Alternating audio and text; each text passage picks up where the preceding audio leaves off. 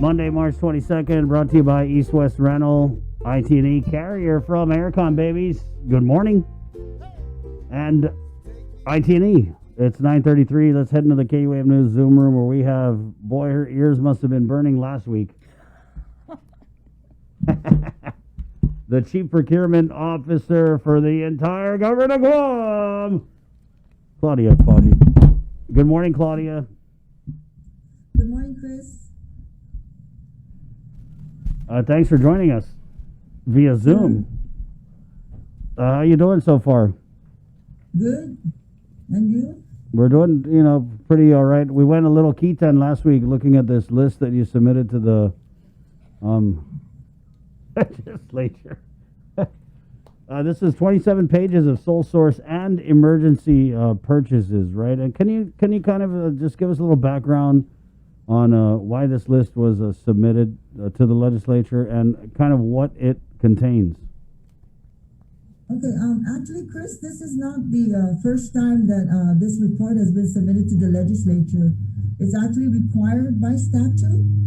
An annual report shall be submitted to the legislature and to the governor's office on any sole source or emergency procurement. So this is not the first time, and it may seem like we submitted this report because it was requested or because of the pandemic. But I've been submitting these reports to the legislature, in the past years. And it's because it's required by statute for us to do so. Okay, and so what types of sole source and emergency purchases are listed here? Is it just basically a calendar year for all of last year? It's not specific to COVID or non-COVID? Correct.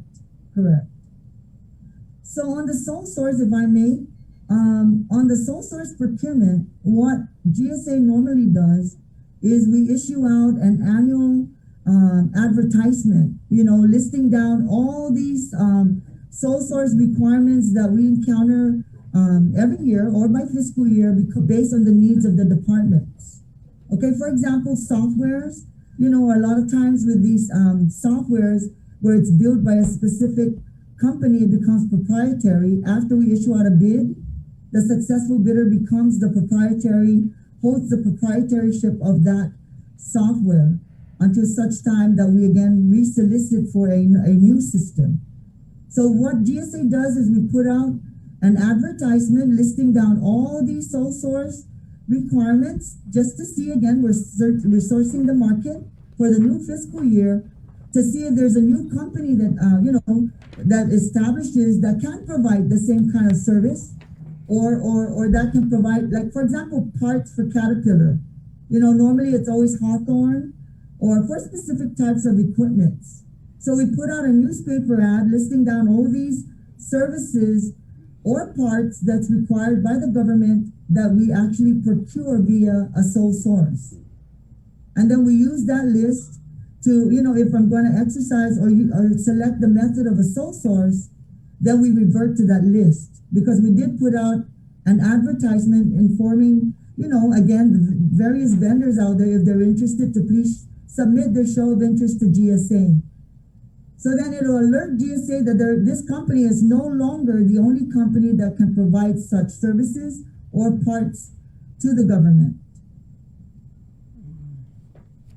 What about emergency procurement? You just talked about sole source. With the emergency procurement, there's two types of declaration. One is an executive order, declaring an emergency via an executive order, and that's where the governor doesn't need, or the chief procurement officer does not need to submit a justification to the governor saying that, he or she or the chief procurement officer agrees with this request by the department to declare an emergency.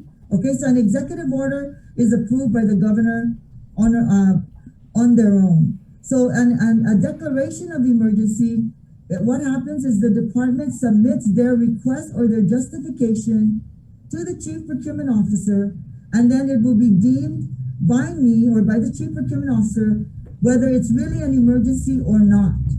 So let's say I agree that it is an emergency within the department, then I submit a certification of emergency to the governor under perjury stating that it's not a way to circumvent the normal procurement procedure, but it is actually an emergency.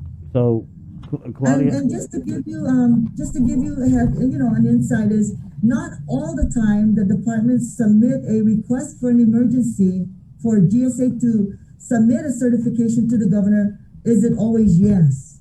Okay, there are times that I say no. I go back to the department before it gets to the governor and say, okay, I know we just procured a motor for that elevator. Why is it now an emergency? Because we need another one and it's 2 months down the road only. So I'm saying, what happened to that motor? So then I give it back. I never hear from the department again, right? Or let's say equipment that are on preventive maintenance, and now they say, oh, it's an emergency because that AC 5-ton went down. So what happened to the maintenance program? What is the contractor doing? Do they give you heads up that this equipment is going to reach its life cycle? The department needs to start thinking about procuring a new equipment. So it's not always yes that when the departments want to declare, I say yes. It's not always the case. So, Claudia, when you go back and you talk about emergency purchases that are made under an emergency declaration, so did the governor's public health emergency declaration green light all emergency purchases, or is it still something that's case by case? Can you repeat that again, Chris? I didn't really hear. When you talk about emergency purchases, right? So when the governor declared a public health emergency in March, did that just green light all emergency purchases, or are there still purchases that you look at a case-by-case basis? Yes, we still look at it at a case-by-case. So for emergency purchases, how many of these that you submitted to the legislature had to go through the traditional, let me get 3 quotes or whatever, and how many were just green-lighted because we're under a public health emergency? Even if it was under the public health, Chris, it did still go through the 3-quote process. So every single emergency purchase on this list went through the 3-quote process? Yes. We have to. Otherwise, it's going to be a question when the auditors come in to take a look at it. What about for the... So then why would you need to declare an emergency for... Yeah, I'm just a little confused here. Yeah. You said that if the governor declared the state of emergency, which she did, that she wouldn't necessarily need to get this 3-quote process. But no, that's not what I said. That's not what I said, Bree. Okay, so I was sharing the 2 different types of emergency. Okay. To be declared. One is through an executive order. Yeah. And the other one is through a declaration of emergency. Okay, so which one wouldn't need the 3-quote process under those 2 that you described? Both of them, it doesn't matter which one, it does require the 3-quote process. Mm-hmm. So, for example, at Child Protective Services, where there was a state of emergency declared, they make emergency purchases for whatever reason. They got to have the 3 quotes. Yes. We will, even if the governor has an executive order, the process still goes through GSA. What I was talking about was the 2 different types of emergency, which the governor can approve directly was the executive order. So it doesn't need a declaration from me. It doesn't need a declaration from the chief procurement officer. She can just approve it. For example, this pandemic. Okay? But if the department wants to declare an emergency, then if they're going to do a declaration of emergency, then that type of emergency goes through here, and then I review it, and then it gets forwarded with a certification for the governor's approval, depending on what that emergency, what kind of emergency arises within the department. So there could have been other procurement done.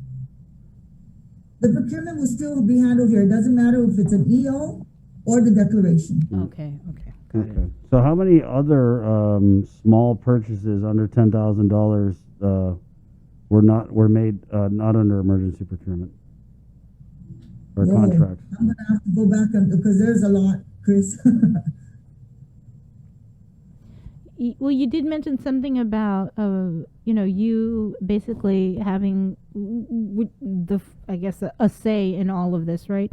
Were there any emergency procurements that you turned away and you said, no, it's not going to fly? not I can give an example for, let's use the quarantine as an example. Okay, right. so when we received the request, it was saying, they just needed to, and this is again migrating from the multiple quarantine facilities to a single. For example, the isolation will be in one facility and the QFAT will be, the quarantine is in one. So when that was submitted, of course, they're looking at to house just quarantine in one hotel facility.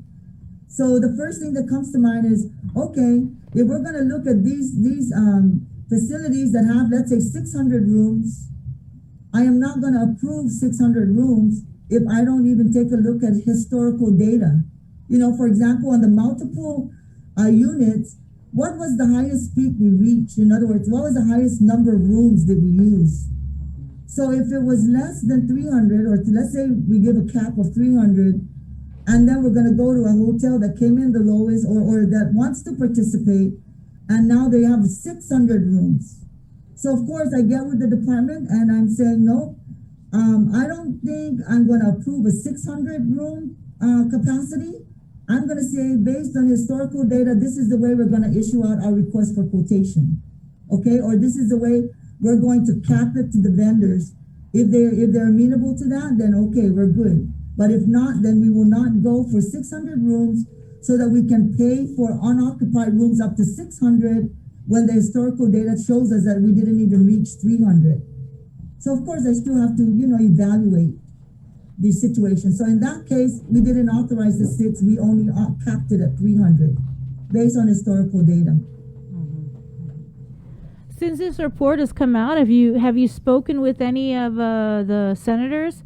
Have they called you? Have you had any conversations? Are they going to come down to your office? Are you going to be providing additional documents to them? Well, I've spoke to the oversight chair, and I did assure her that I've got all these. We put out the announcements for the sole source, just to take a look, make sure that we issue out these services, and find out, just to source the market, if there's any interested parties that may, again, like I mentioned earlier, started a new business and maybe they're able to provide such services or parts for a specific equipment that the government has existing. So I informed her that we do issue out that notice to the vendors. We put it out in a newspaper ad. So what is your response? I mean, so with all of this procurement that's on here, and I'm just looking at emergency procurement, is this local general funds, or is this CARES Act money that was used to pay this out?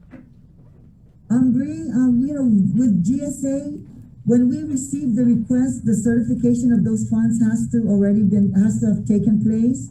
Now the funding source, it's between the department. It's the department that dictates what is the funding source that they're using. Mm-hmm. Yeah. So we really, GSA doesn't have a role in the types of funds that they use. Okay. So we procure their needs. Mm-hmm. Can you tell me, what is department number 2? So that's the department numbers, like what department, like 02 is the governor's office and Homeland Security. Mm-hmm. So 02 is the governor's office? Yes. Mm-hmm. Can we get a breakdown of the department numbers and what they're assigned to? Yes, we can give you a list of their codes. Is that somewhere online that we can just go to, or? Yeah, we don't want to have to FOIA, Claudia. Yeah. Yeah. What about 17? What's number 17?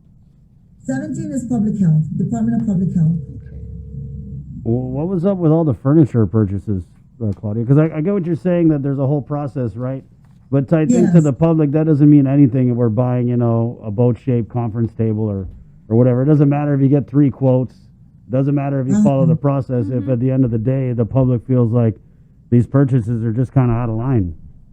Right. So, Chris, with the boat-shaped desk or conference table, it wasn't just one desk. It seemed like it because the purchase order totals, right? The report gives a total amount of the purchase order. But on that desk, it was actually procured for the PUA. The PUA had to start from ground zero. So we ordered like 34 desks, and to facilitate this PUA program. So it wasn't like 35,000 for one boat-shaped desk. It was a consolidation of other furnitures, and not just one. So what's number 24? What department is that? Department of Labor. Then on a kind of a different note, Claudia, I wanted to ask how many directors have completed all the GSA modules training, and is that required? I don't have the list in front of me, with Chris, but I know that even with the OPA's report, there's still several of them that hasn't completed the modules. Right. So I'm sorry, just to go back, that boat-shaped boardroom table for $9,299. You said they bought multiple boat-shaped boardroom tables. There's a hold on. It's on page 16. That boat-shaped table was it one or two yet? I kind of forgot now. Yeah. Yeah, it just says boat-shaped boardroom table for $9,299. Maybe it's EFIT. No, I have the PO here. Okay, it's let's see here.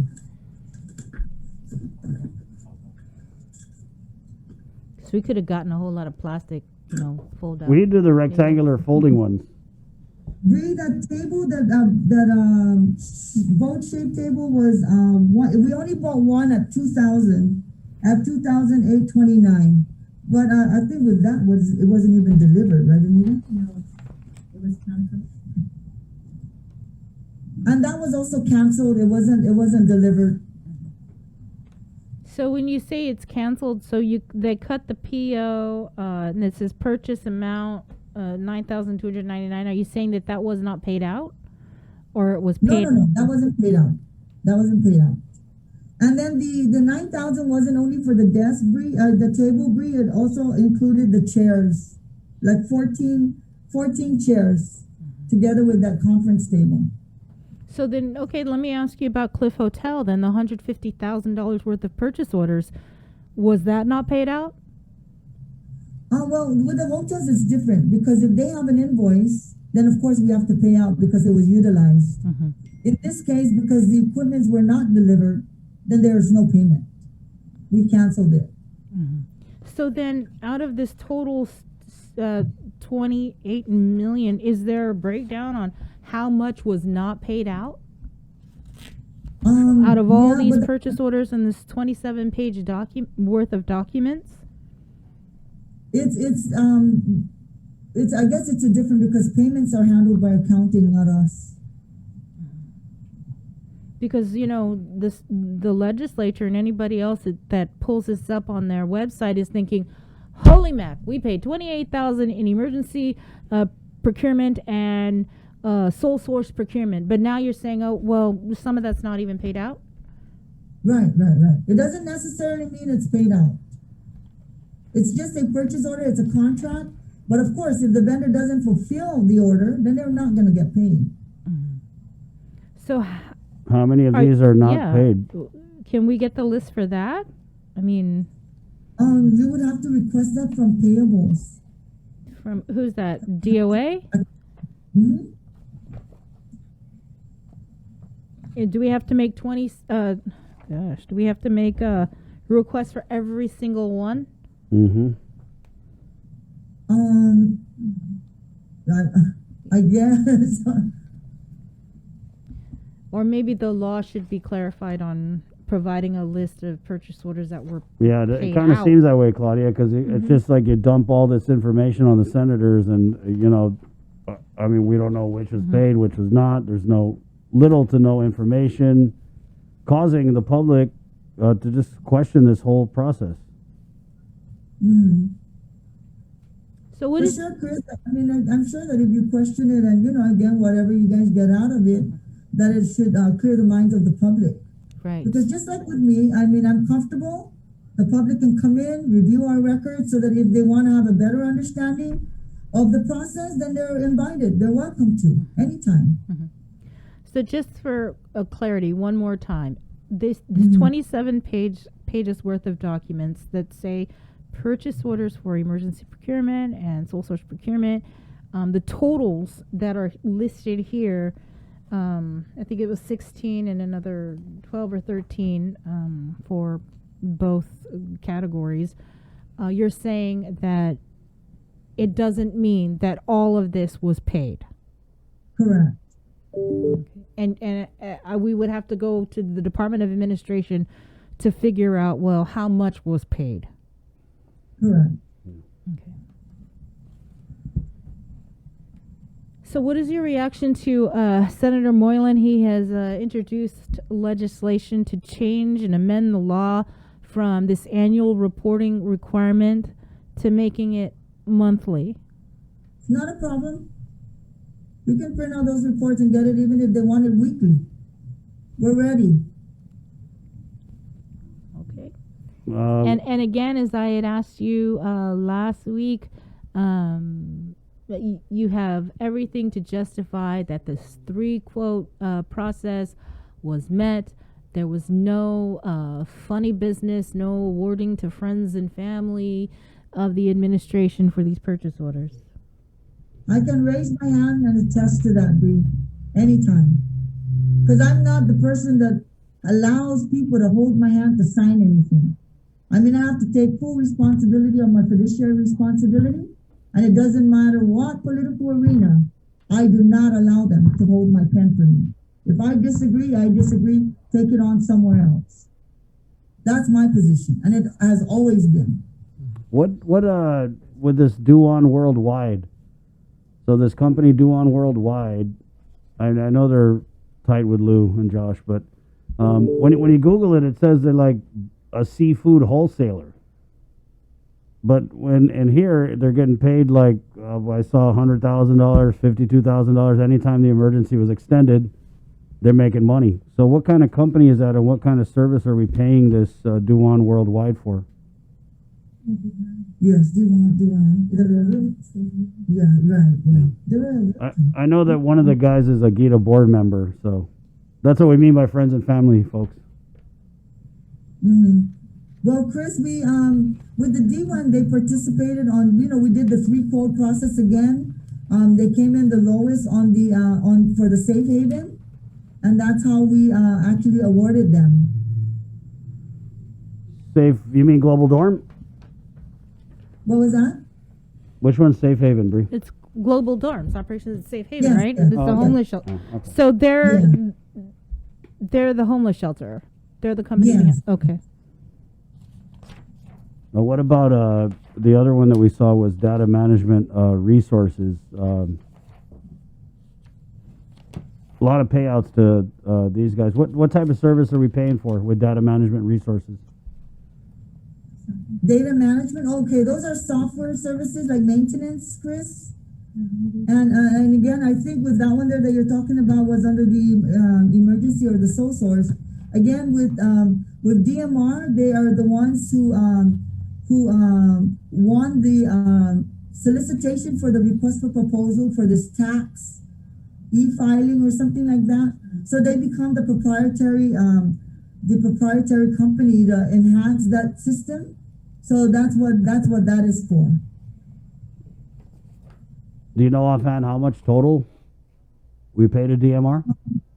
No, I didn't calculate a total because there's various. Yeah, there is. There's various amounts.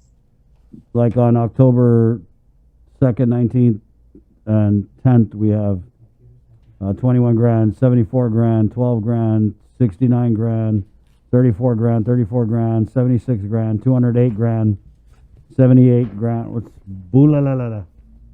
And So I mean, is this like gold-plated software? Or, I mean, just outside looking in, we have no idea what we're paying for here because you didn't really provide the info. Solicitations, bid solicitations, where again they were the successful bidder. For example, on desktop computers, or so we do put out the formal solicitation where some DMR will be the successful bidder, but it does get announced to the public. And then what about a lot of these like laptops? So in going through this, I saw Sanford Technologies, this like There's one for like 70,000 laptops. There's another for like 50,000 laptops, and they got megabyte. I mean, did everyone get a new laptop or? Chris, that was also out on a formal solicitation. That was a bid announced, and they were the successful bidders. Okay. For what so purpose? So it didn't just go through the quote process. Yeah. What purpose are the laptops for?